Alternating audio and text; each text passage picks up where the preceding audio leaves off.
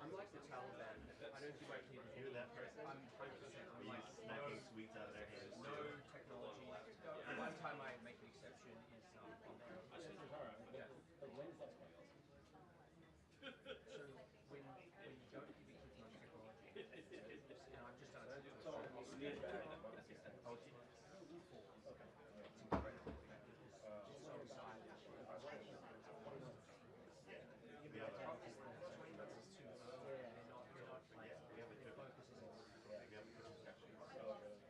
Focus is September. It'll be 2 in a month. Either that or Benadryl. melatonin works.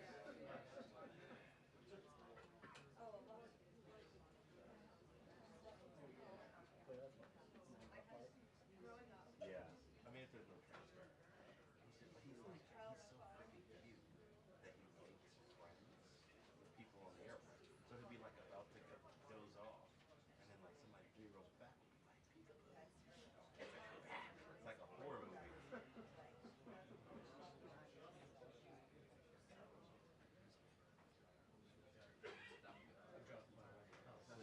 I know. You're by like all that stuff. I'm Jonathan, by the way. Oh, I.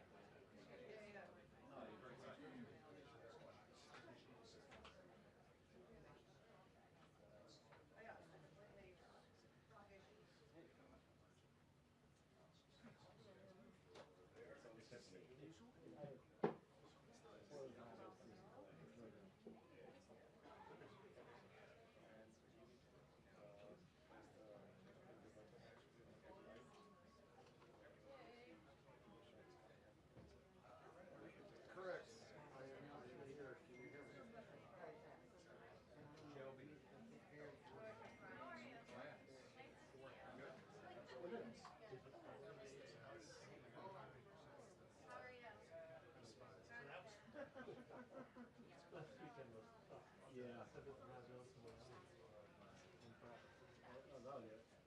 Oh, yeah.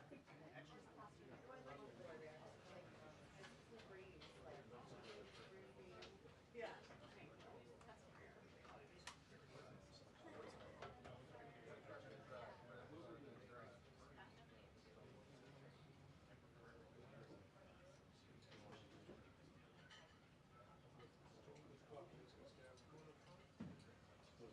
That's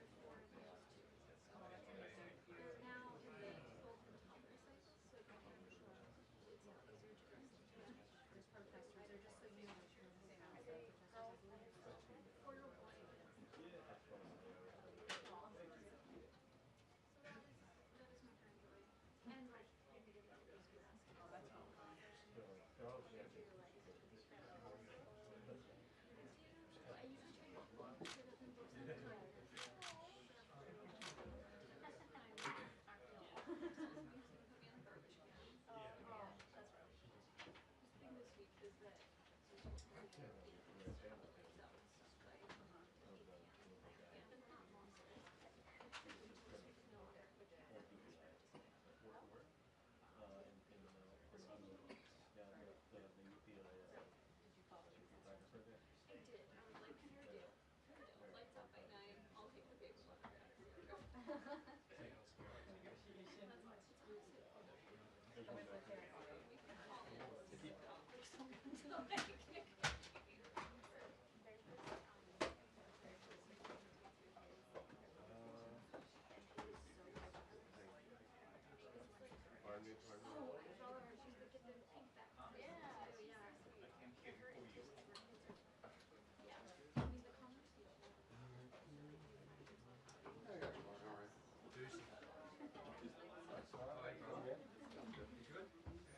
how are you?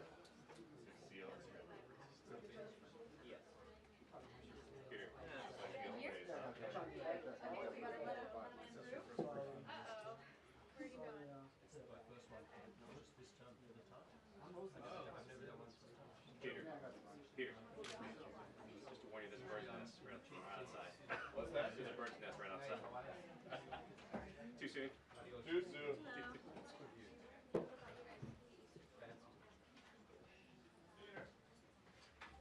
Yeah, okay.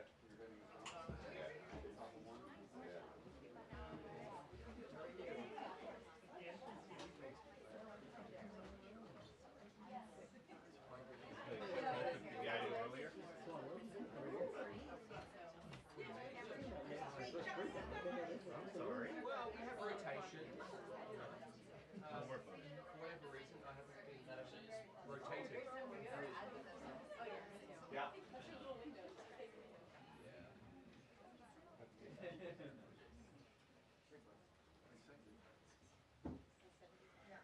I can only do that in calls. CBS calls. Maybe we should switch spots. Go ahead. I have some things I'd like to say on these. Right.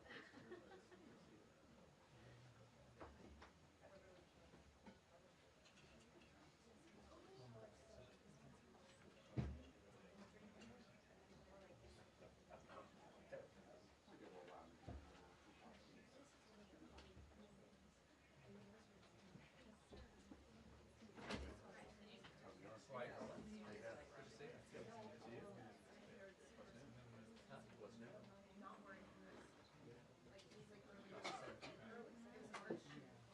Spring analog. Analog. Yeah, I know. The stone tablet in the back. Back in the front. Yeah. Yeah, well, You translate interesting. I printed that when I was filling out. Big phone.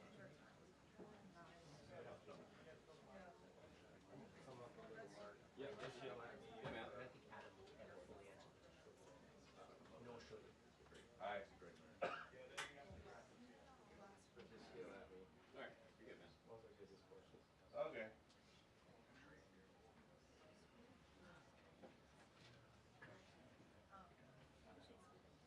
Okay.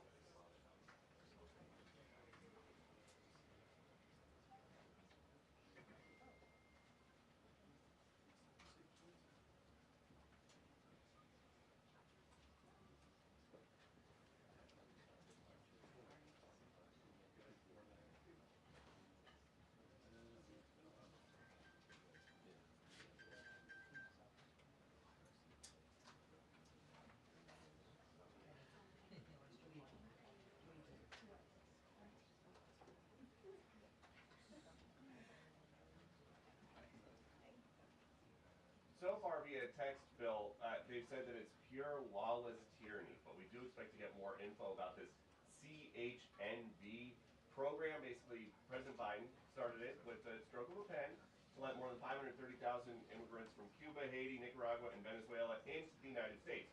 President Trump wants to undo that, but a judge who's appointed by Barack Obama is saying that all 530,000 plus people are entitled to their own deportation hearings.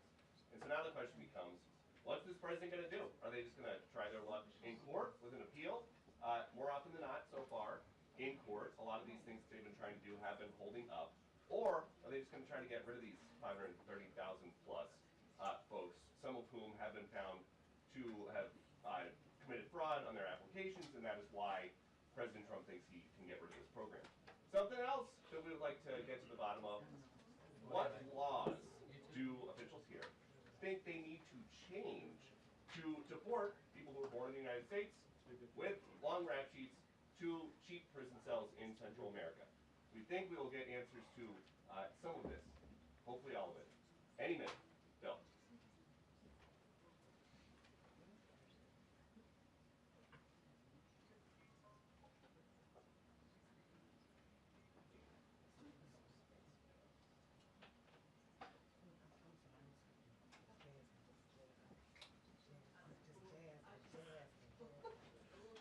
Thank you, Misha. Don't steal my question. I was gonna say, what are you gonna ask? No idea. Wing it. Yeah, it is crazy. And very big exploit. I did. Exactly. Yeah, let me do the third.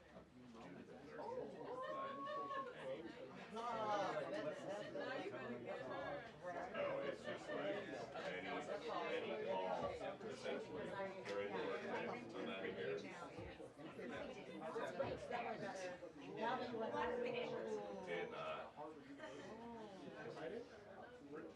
I was on somebody was like grabbing me up.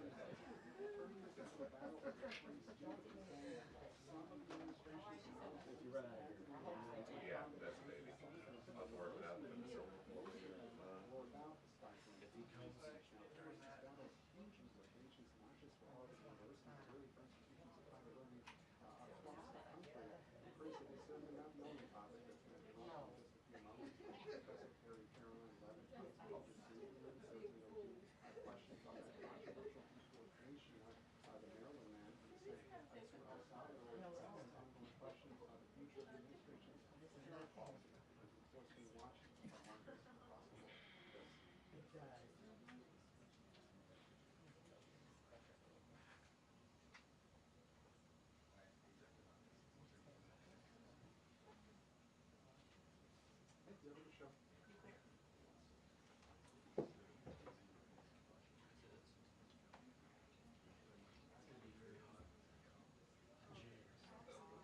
Is it already warm?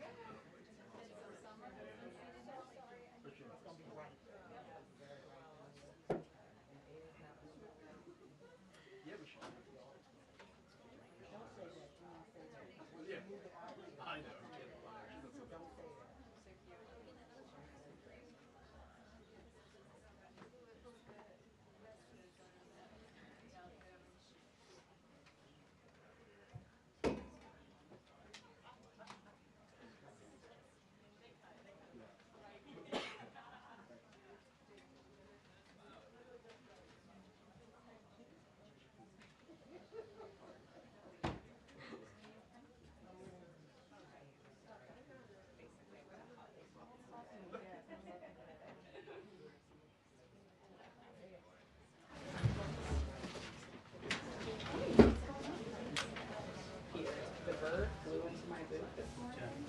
Watch out.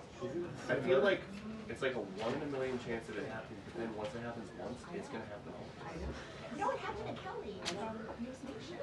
I was like 20 seconds out when that happened to you, and my eyes were like, I was like so Is that bird? Yeah, the bird. oh, We have to look at it right now. Yeah, it's You ever worth seen it. the bird? you handled it extremely well. I would not have handled it that well.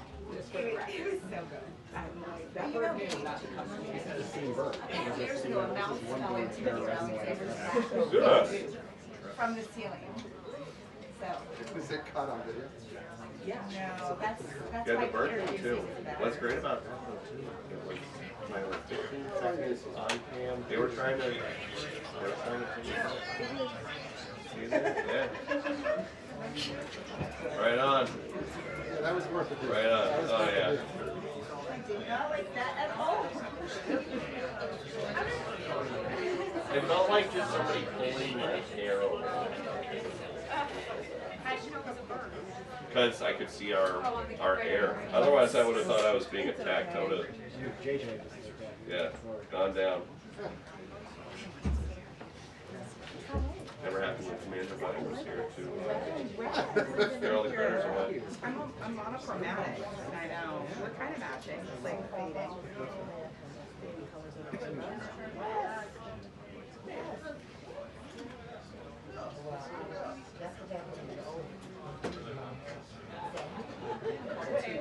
NVIDIA.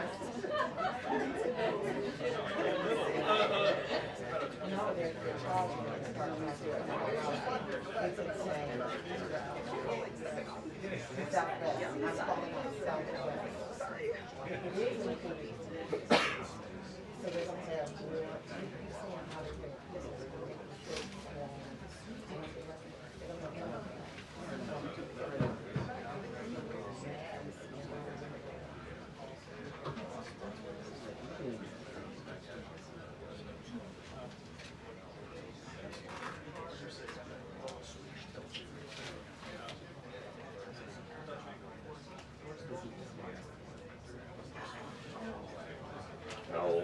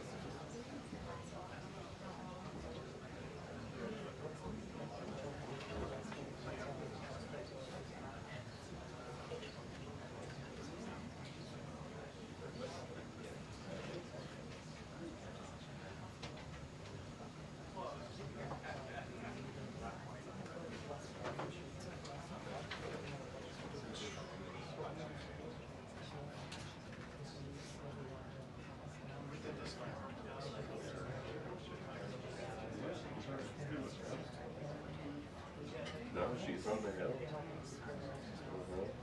Yeah.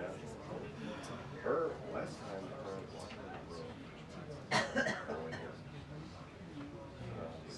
So we got lucky with the time I was here. Because we were living the rest of the time.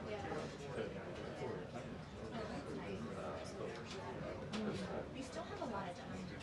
When my mother moved, my husband was you need to stop. Did you? Was that with the first one? The first one.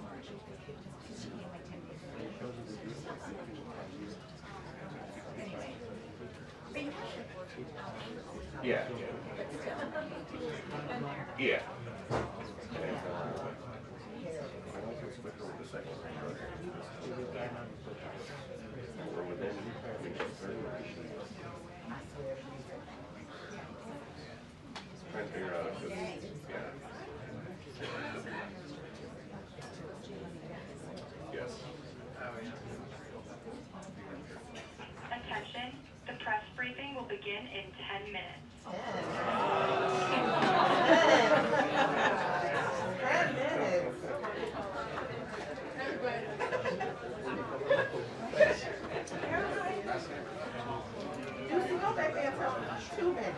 Who, me? You go tell them. They don't listen to me. Yeah, they do. They watch what?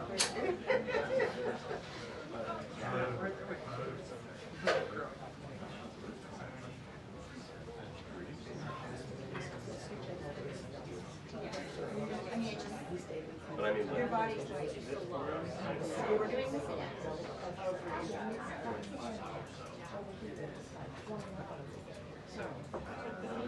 Oh, right. yeah. Same.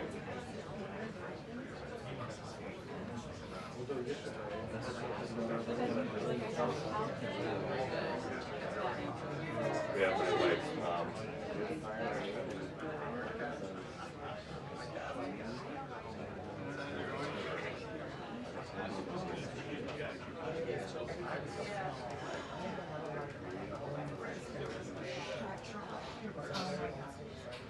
She would have been on the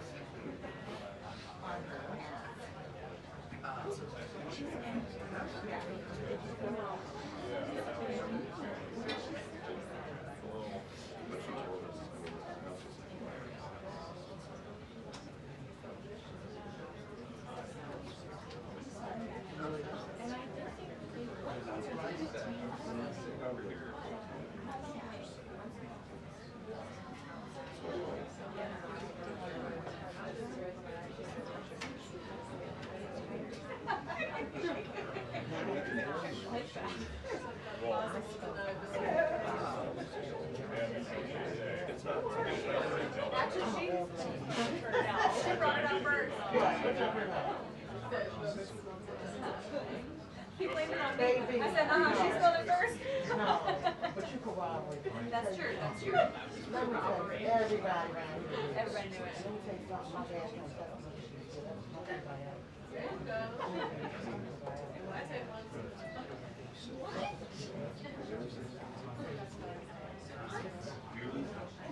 Good, but everybody was kidding.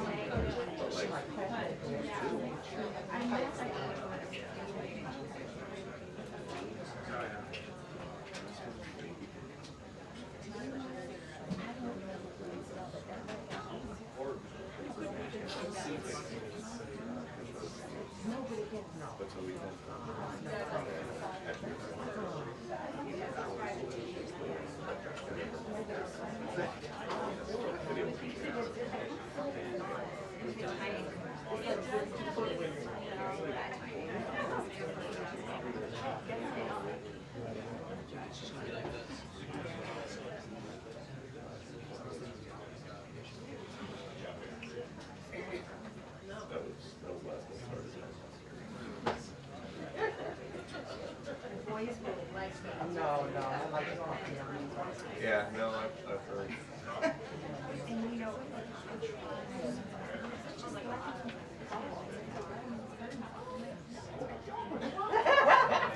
Probably some middle ground there.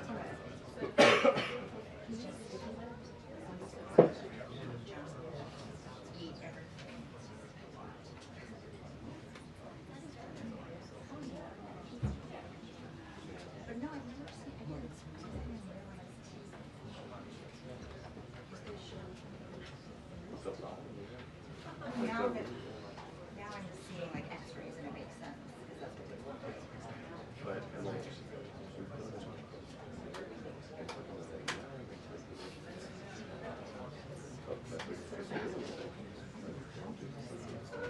dates.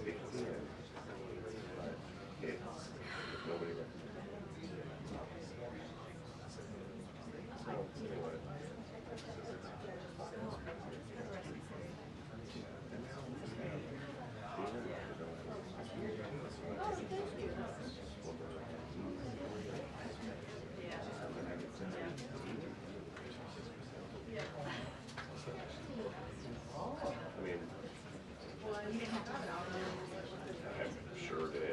Well, I mean.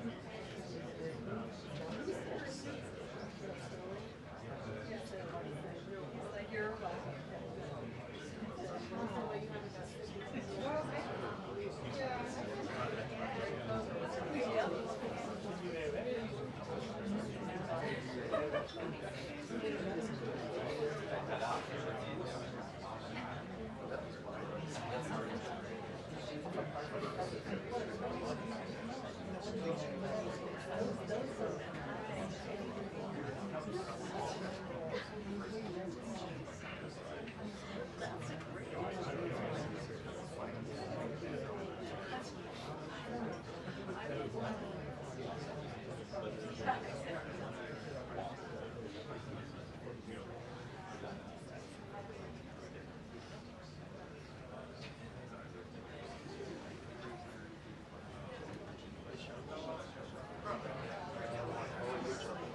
Bring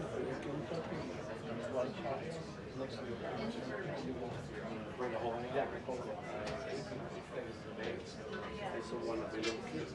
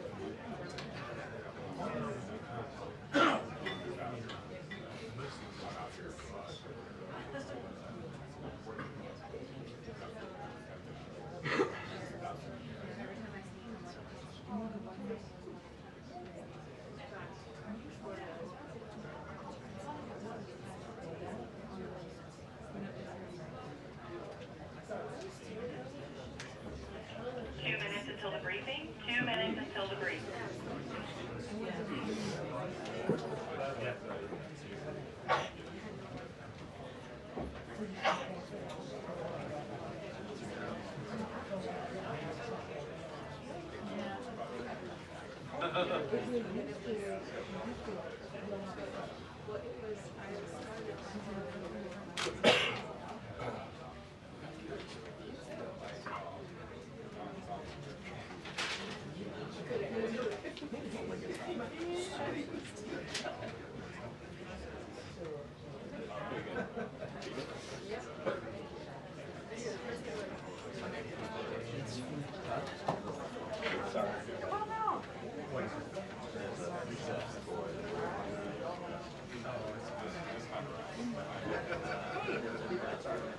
Oh, good to see you. Congrats on making new media.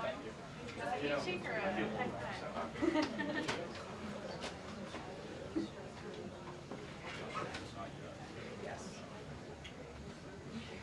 It's a good day for it. Lots to ask. Yeah.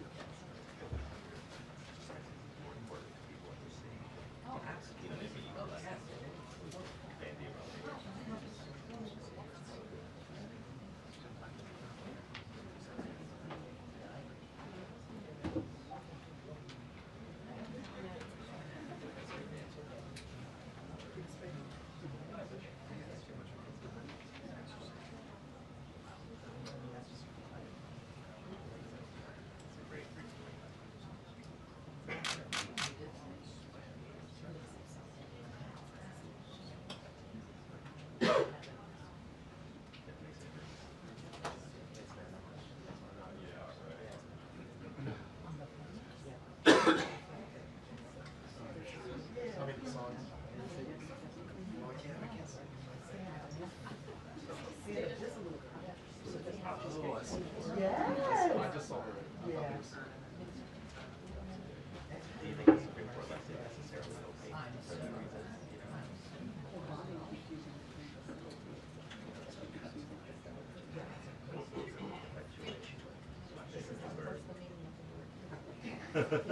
Yeah.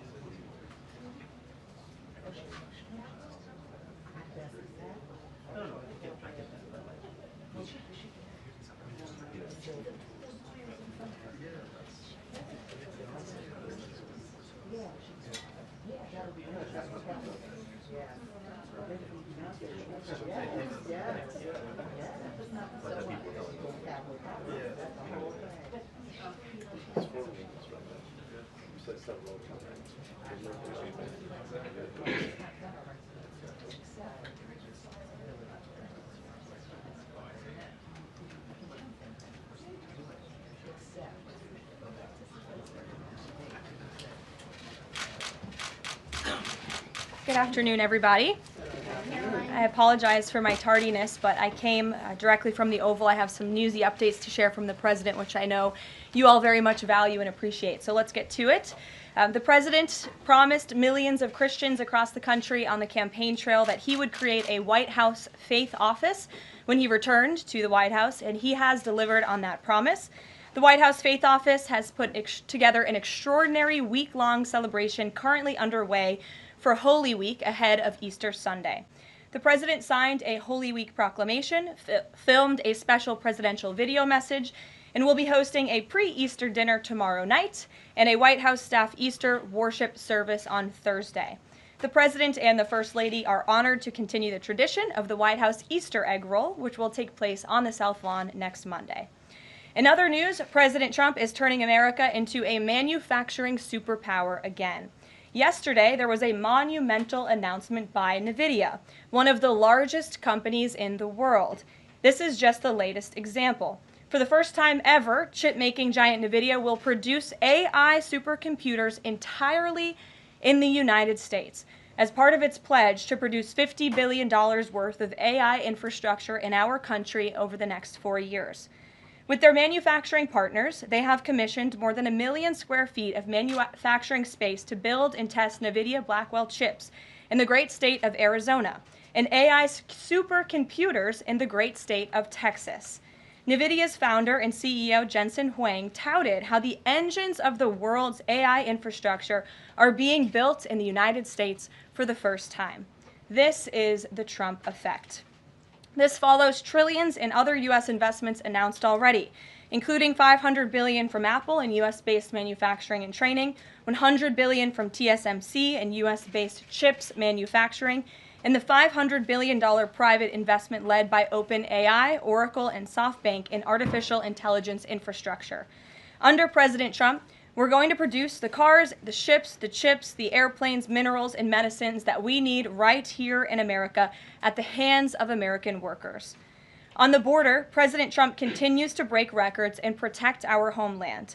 According to CBP, Border Patrol apprehensions along the southwest border for the entire month of March 2025 were lower than the first 2 days of March 2024 under Joe Biden. Incredible law enforcement officers are arresting violent illegal aliens from American communities every day. Here are a few examples from the latest ICE report, which I received this morning. ICE Los Angeles arrested a 54-year-old citizen of Mexico convicted of rape by threat, sodomy with a person under 14 years, and kidnapping in San Jose, California. ICE Houston has arrested a 23-year-old citizen of Mexico convicted of predatory criminal sexual assault of a child in Cook County, Illinois. ICE Houston arrested a 64-year-old citizen of Honduras convicted of murder in Los Angeles County, California. ICE Chicago arrested a 49-year-old citizen of Guatemala convicted of assault and arson in Prince Williams, Virginia, not far from here. ICE Denver arrested a 36-year-old citizen of Mexico who is registered as a sex offender and has been convicted of sexual assault of a child in Lake County, Colorado. ICE Baltimore arrested a 50-year-old citizen of China convicted of sex trafficking in Bel Air, Maryland. And ICE Boston arrested a 46-year-old citizen of Jamaica convicted of 3 counts of rape of a child and 2 counts of indecent assault and battery of a child under 14 in Boston, Massachusetts. President Trump and our administration will not rest until every single violent illegal alien is removed from our country. The safety of the American people is too important to settle for anything less. On that note, the Democrat and media outrage over the deportation of Abrego Garcia, an MS-13 El Salvadorian illegal alien criminal who is hiding in Maryland, has been nothing short of despicable. Based on the sensationalism of many of the people in this room, you would think we deported a candidate for Father of the Year. That's because, unfortunately, many in this country care more about this quote-unquote Maryland father, a legal alien MS-13 gang member, than a Maryland mother, and an American citizen who was brutally murdered at the hands of a different illegal alien. Of course, I am referring to Rachel Morin. And if you didn't see, yesterday, a Maryland jury found illegal alien Victor Antonio Martinez Hernandez guilty of murdering Rachel Morin in August of 2023.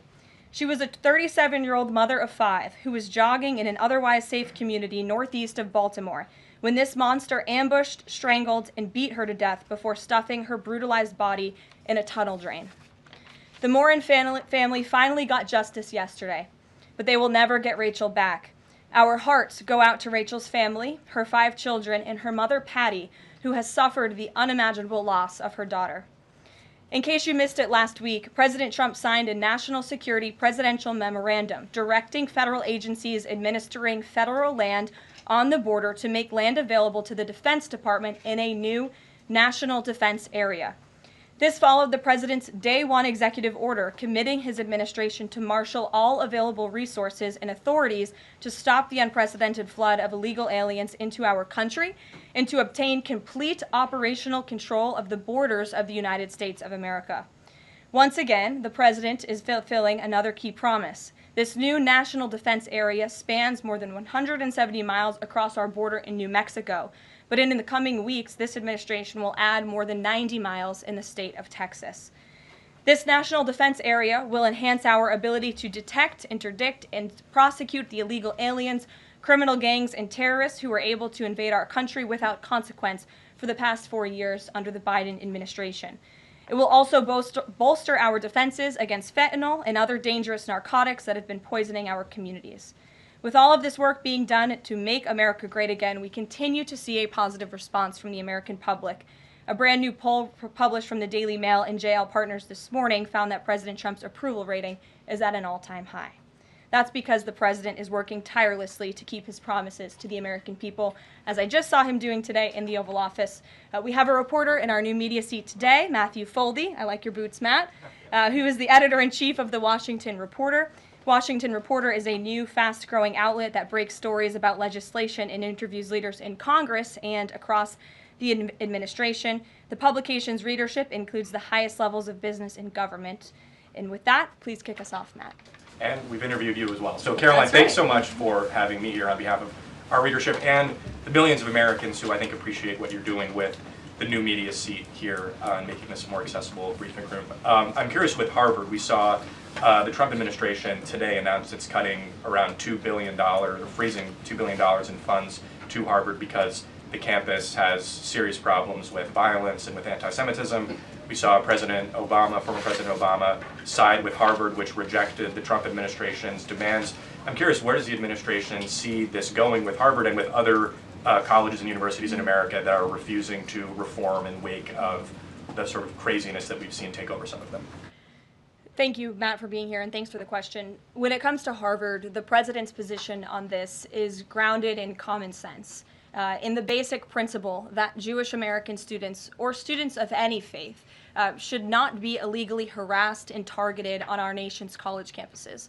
And we unfortunately saw that illegal discrimination take place on the campus of Harvard. There are countless examples to prove it, particularly with the stunning confession by then Harvard President Claudine Gay, who said that bullying and harassment depended on the context. The president at that time made it clear to the American public he was not going to tolerate illegal harassment and anti-Semitism taking place in violations of federal law. So the president made it clear to Harvard, follow federal law, no longer break Title VI, which was passed by Congress to ensure no student can be discriminated against on the basis of race, and you will receive federal funding. Unfortunately, Harvard has not taken the president or the administration's demands seriously. All the president is asking, don't break federal law, and then you can have your federal funding. I think the president is also begging a good question. More than $2 billion out the door to Harvard when they have a more than $50 billion endowment. Why are the American taxpayers subsidizing a university that has billions of dollars in the bank already? And we certainly should not be funding a place where such grave anti-Semitism exists. And I'm curious, you had just mentioned Rachel Morin, and I'm a Maryland man, and I think most Marylanders appreciate what you were saying today.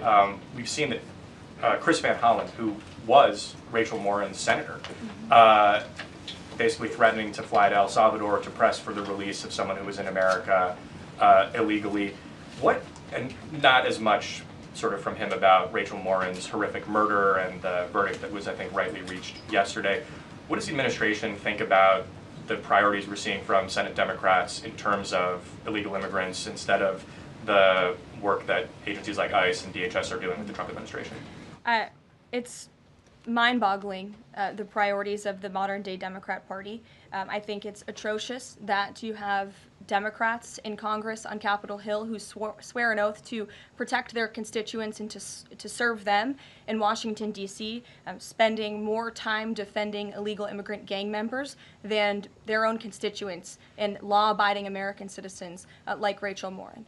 And I saw the president personally on the campaign trail, and I continue to see him in his role as president of the United States, put American families first, reach out to the victims, the families of victims at the hands of illegal immigrant crime, and frankly, the actions and the words of the Democrat Party prove they could not care less about the American public. And maybe if they did, they'd see a bit higher approval ratings right now. Thanks for being here with us today. Peter. Thank you, Caroline.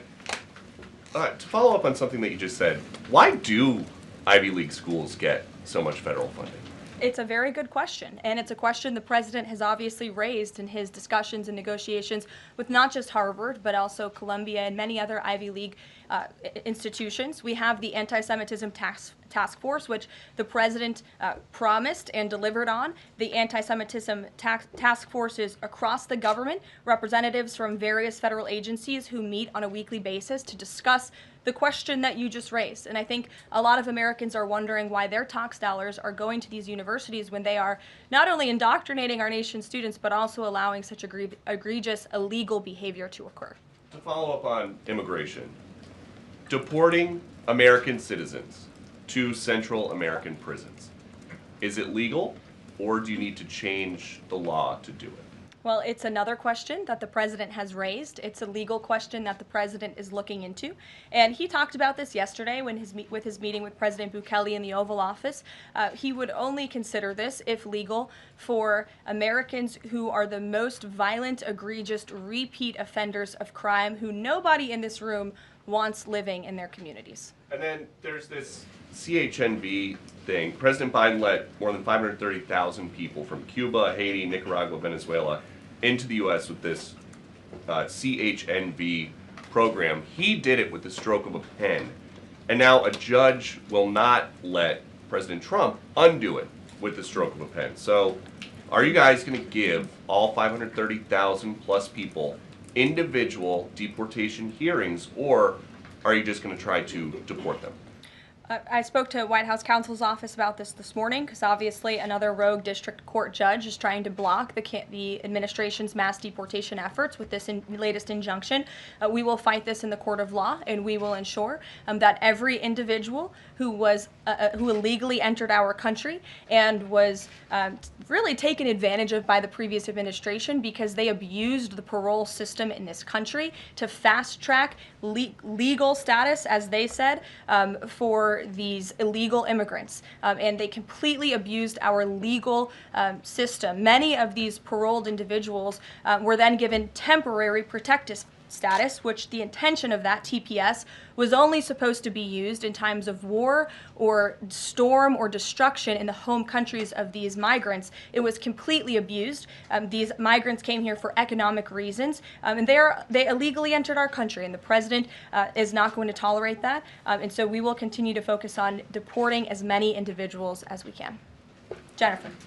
One on tariffs and one on Russia. Can you give us any sort of an update on which deals are in hand or are close? Which countries are reaching a deal on tariffs? And then on Russia, can you give us an update on what the agreement was with Russia? The president yesterday said that he thinks we'll be seeing some very good deals very soon. Can you talk a little bit about what Russia agreed to? Sure. I don't want to get ahead of our United States Trade Ambassador and Secretary of Commerce, the Secretary of Treasury, all the great individuals who are working incredibly hard to cut these good trade deals. And the president's deeply involved in this as well. He has made it clear to his trade team he wants to personally sign off on all of these deals too. And so I don't want to get ahead of them on announcements, but obviously, as you've heard, heard from numerous administration officials, there have been many talks with countries. We've had more than 15 deals, pieces of paper put on the table, proposals that are actively being considered. And as we've said consistently, more than 75 countries have reached out. So there's a lot of work to do. We very much understand that, but we do believe that we can announce some deals very soon. And then on Russia, can you say, did Russia agree to anything with Special Envoy Steve Witkoff? I don't want to get ahead of those negotiations as well. What I can tell you is that they were a productive conversation was had. As the presidential envoy Steve Witkoff said last night, he believes that Russia wants to end this war, and the president believes that as well. There is incentive for Russia to end this war, and perhaps that could be economic partnerships with the United States, but we need to see a ceasefire first, and the president and the presidential envoy Witkoff made that very clear to the Russians. Gabe. Thank you, Caroline. And Yeah. I also want to thank your press office for releasing that information that you cited up there regarding the ICE arrests over the last couple of days. And I have them right here, but what I might ask is, why not release the same information for those who were deported to El Salvador? Well, first of all, the information was released by the Department of Homeland Security.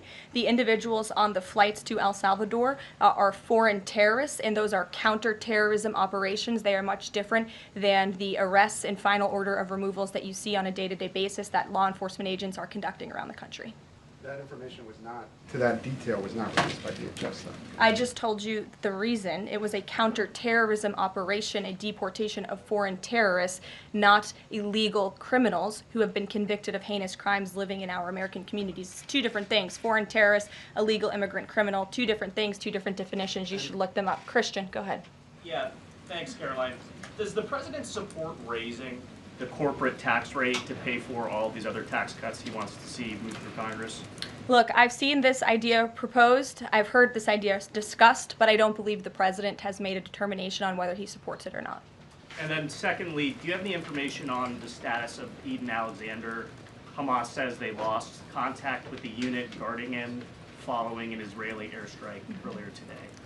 I don't have updates. I have not seen that report, but I can certainly check in with our National Security Council. I have spoken to the president about Eden Alexander, and he's made it very clear to our national security team that finding him is a priority, but unfortunately I don't have any updates to share. But it's a very important matter, and certainly we can check in. Sure. Hi.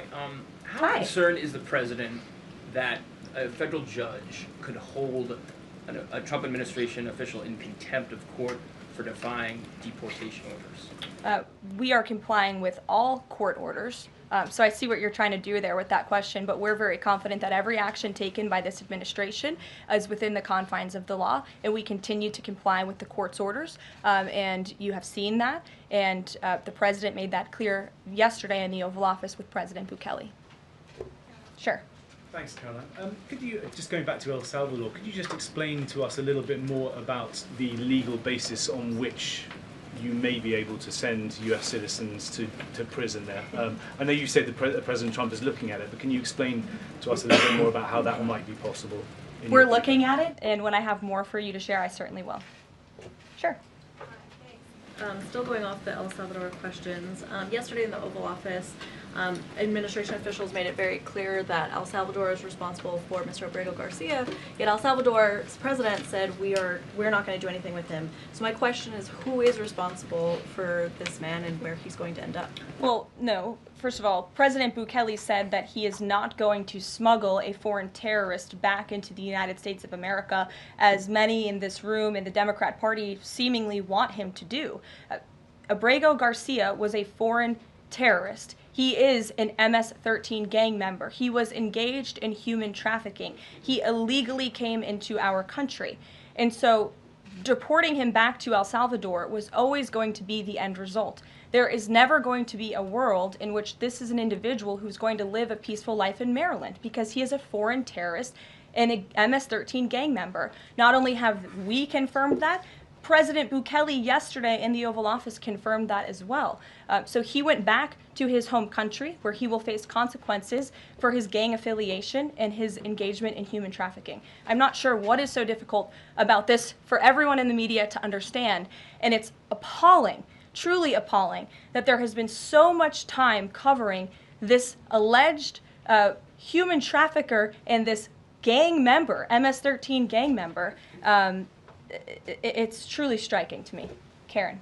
Thanks, Caroline. The president was posting on Truth Social today about helping American farmers. And last week in his cabinet meeting, he was talking about a plan to work with farmers to retain workers who are in the U.S. illegally, provided that they leave and then come back through what he said would be a legal process. Can you give details on what that would look like, how many workers he's talking about, how long a plan like that would take to implement, and the timeline for more details on getting this actually to implementation? I can check in with our immigration and our policy team and get you some more details on that, Karen. And is this something he wants to roll out soon? I mean, he was talking back and forth with Secretary Rollins. Right. This is kind of imminent that he wants to do this. Yeah, look, the president is in constant communication with all of his cabinet secretaries, particularly Secretary Rollins, who has the backs of American farmers and ranchers. It's something that he spoke about with her in the front of all the cameras in the cabinet room, but I'll check in with not only our immigration team, but also with USDA, and we'll get you an answer.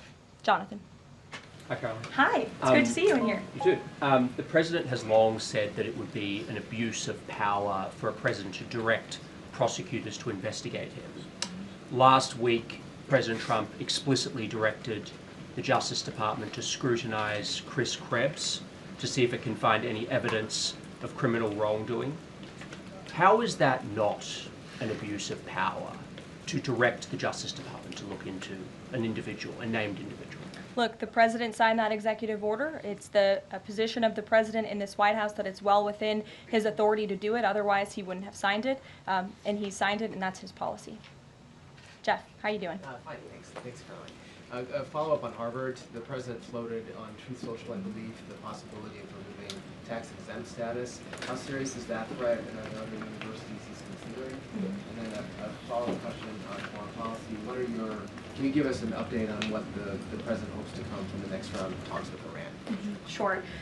First, when it comes to Harvard, as I said, the president has been quite clear they must follow federal law. He also wants to see Harvard apologize, and Harvard should apologize for the egregious anti-Semitism that took place on their college campus against Jewish American students. There were professors who said that he had engaged in discriminatory behavior against Jewish students. Of course, you had the former president of the university saying bullying and harassment depends on the context. You also had an encampment on Harvard Yard that we all saw play out before the cameras. The university failed to impose formal discipline on any students for this anti-Semitic conduct violations, including the occupation of a campus building and the disruption of classes with bullhorns. The president believes Harvard should apologize to its Jewish American students for allowing such egregious behavior. As for the tax-exempt status, I would defer you to the IRS for any updates. I do want to answer your question on Iran, of course. The maximum pressure campaign on Iran continues, but as you know, the president has made it clear he wants to see dialogue and discussion with Iran while making his directive about Iran never being able to obtain a nuclear weapon quite clear. And the president spoke to the Sultan of Oman today, who helped facilitate these talks. I have a readout for all of you. He held a call with the Sultan of Oman today, and he thanked him for hosting the first direct meeting between the United States and Iran and emphasized the need for Iran to end its nuclear program through negotiations. The two leaders also discussed the United States' ongoing operations against the Houthis and emphasized that the Houthis will pay a severe price until they end their attacks on maritime traffic in the Red Sea. As you know, an additional negotiation between Steve Witkoff and Iran's representative has been scheduled for Saturday. And since these are ongoing negotiations, I have nothing more to add on that. Sure. Oh, thank you, Caroline. When you said that the president said that Iran will never have nuclear weapon, is the focus on dismantling the entire nuclear program, or it just restricting enriched uranium or the missile program? The president does not want to see Iran have a nuclear program. He does not want Iran to obtain a nuclear weapon. He's been very clear about this. Shelby. Shelby, you have a seat today. I know. Stole it. Glad to see it. Two quick ones on TikTok. First, is the president expecting to extend the TikTok ban that's now June 19th if China doesn't come to the table in time? Well, June 19th is a long ways away, obviously. I think it's 2 months away. 2 months is a long time in the Trump administration, as you have all seen. We work at Trump speed around here. We get a lot done, so definitely don't want to get ahead. The vice president continues to lead these negotiations and talks. The president's involved, and they're ongoing. And then The president previously said he'd consider reducing tariffs on China in order to get a TikTok deal done. Is that option still on the table? Look, the president has made his position on China quite clear, although I do have an additional statement that he just shared with me in the Oval Office. The ball is in China's court. China needs to make a deal with us. We don't have to make a deal with them. There's no difference between China and any other country except they are much larger. And China wants what we have, what every country wants, what we have, the American consumer. Or to put it another way, they need our money. So the president, again, has made it quite clear that he's open to a deal with China, but China needs to make a deal with the United States of America. Sure. On tariffs, yesterday in the Oval Office... Which outlet are you with? The Canadian Public Broadcaster. Oh, nice to see you. Thank you. Yesterday in the Oval Office, President Trump suggested that there could be some help for automakers. I'm wondering what that looks like. Is it tariff relief on the 25% tariffs that are in place right now, or the new tariffs that are coming up in May on auto parts? And a second on Canada, if I may. President Trump's tone when it comes to Canada-U.S. relations, Canadians have noticed it's shifted a bit in the past few weeks. Ever since the election campaign started, he stopped talking about Canada becoming the 51st state, at least publicly. I'm wondering if that's on purpose and why. I would reject the president's position on Canada has shifted.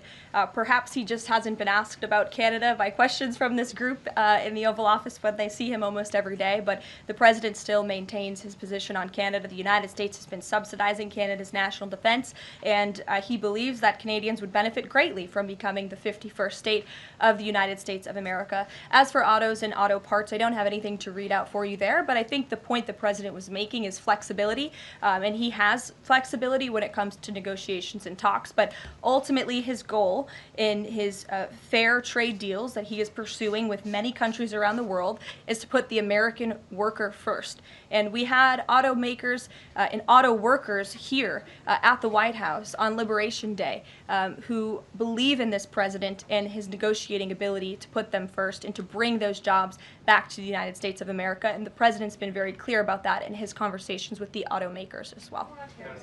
Deanna, go ahead. Thanks, Caroline. One on Ukraine and one on China. On Ukraine, this past weekend, Zelensky offered an invitation to President Trump, extending an offer for him to visit Ukraine. Just wondering if there's any update on that. Has Trump seen that offer and what he's thinking about? I don't know. Actually, I haven't talked to the president about that, or if he saw Zelensky's offer. I'm sure he did. I haven't spoken to him about it. I can ask him what he thinks. I certainly don't have any plans to share on a potential trip to Ukraine, though. And then on China, this last week, Chinese officials were posting videos on social media sites depicting a Trump, J.D. Vance, Elon Musk in AI-generated videos working in factories, putting together Nike shoes and iPhones and products like that. Does the White House, have they seen these videos? Do you guys have a response to that? I have seen the videos. I'm not sure who made the videos or if we can verify the authenticity, but whoever made it clearly does not see the potential of the American worker, the American workforce. The president believes in the American people, and he knows that we have the best not only consumer base in the world, but also the best workforce in the world, and that's why he's so focused on bringing investments home and shoring up our critical supply chains and bolstering our manufacturing here as well. Brett. Thanks, Caroline. Would the president support a ban on members of Congress trading stocks? I'm certain that's something the president would be interested in looking at, and I can ask him if he would support such a bill. Sure. Yes. I have a question about the president's post from this morning on farmers. He asked farmers to be patient and just hold on. But a lot of farmers that I've talked to in the last week or so have said, they're in the middle of spring planting season, and that a trade war makes everything sort of up in the air. What would his message to them be? And also, is there anything specifically planned to provide relief like in President Trump's last term? Yes, well, relief is being considered. The Secretary of Agriculture, I know, has spoken to the president about that, and again, it's being considered. And as for the president's message to the farmers, he put it out himself. He could speak for himself much better than I can speak for him, and so I would just direct you to the statement he had telling the farmers again and reiterating his support for them and that he has their backs, which he certainly does. Kelly, in the back. Thanks, Caroline. 2 questions. The first one, a Georgia man was just arrested over alleged threats to kill Director of National Intelligence Tulsi Gabbard. Reportedly, there is now increased security around the FBI deputy director. Can you talk about the level of threats against various administration officials, and then a second one on Biden. I'm sorry to hear that. I had not seen that report. It's very unfortunately, and obviously the White House, the president, and the entire administration condemn any threats of violence against any administration officials or public officials on both sides of the aisle here in Washington, D.C. It shouldn't be tolerated, and we commend the local law enforcement agencies for arresting this individual. Former President Biden, he's set to deliver his first major speech since leaving office tonight. He plans to talk about what I'm told will be Social Security under the current administration, closing of offices, longer wait times, harder for seniors and people with disabilities to access earned benefits, is what Democrats have been saying today. I wanted to get the president's response, or if he plans to respond to this, and comments on what Democrats are calling cuts to Social Security. My first reaction when seeing former President Biden was speaking tonight was, I'm shocked that he is speaking at nighttime. I thought his bedtime was much earlier than his speech tonight. I understand the topic of his speech will be Social Security. Let me make it very clear ahead of former President Biden's remarks. President Trump, is absolutely certain about protecting Social Security benefits for law-abiding, tax-paying American citizens and seniors who have paid into this program. He will always protect that program. He campaigned on it, he protected it in his first term, and he's back again to continue protecting it. On the topic of Social Security, I have some news before I let you all go. Later this afternoon, the president will be signing a presidential memorandum aimed at stopping illegal aliens and other ineligible people from obtaining Social Security Act benefits. The memorandum will direct the administration to ensure ineligible aliens are not receiving funds from the Social Security Act programs. It will expand the Social Security Administration's fraud prosecutor program to at least 50 U.S. attorney offices and establishes a Medicare and Medicaid fraud prosecution program in 15 U.S. attorney offices. The memorandum will also require the Social Security Administration Inspector General to investigate earning reports for individuals aged 100 or older with mismatched Social Security records to combat identity theft.